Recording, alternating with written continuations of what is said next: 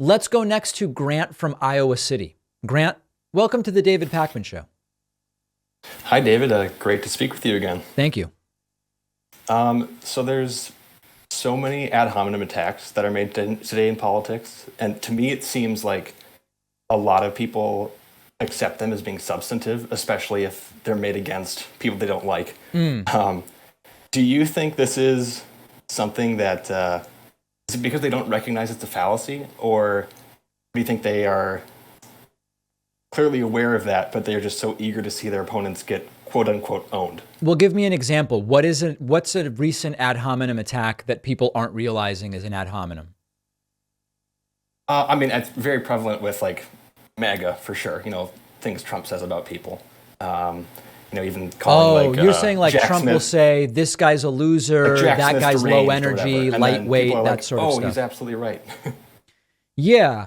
Yeah. I mean, listen, I think generally what you're saying is true. Ad hominem attacks as a general principle are used often because to some degree they are effective. I think the more interesting question is, like, there was recently a story about Cornell West and how Cornell West owes $500,000 in child support and unpaid taxes.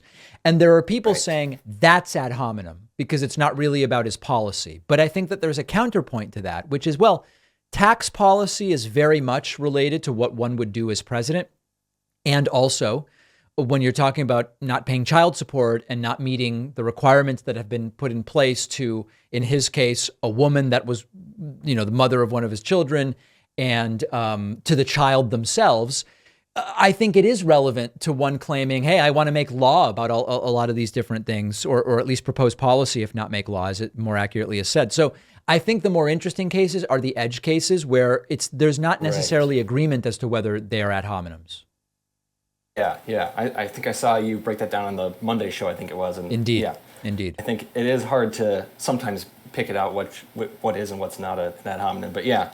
I guess I was kind of referring to the ones that are pretty blatantly obvious. The ones that are blatantly obvious, of course. Yeah, I wonder why people just buy into them, or if they know that they're logical fallacies, but they just are so interested in winning the argument, as it were. I don't know that everybody's thinking in winning, the that's vocabulary of logical fallacy, but certainly if they find some way to attack their political opponents, they'll go for it. All right. Yeah. Great to hear from you, Grant. Appreciate the call. Let's take a break. I will take calls again if I have anything to say about it, and I hope to hear from you next time.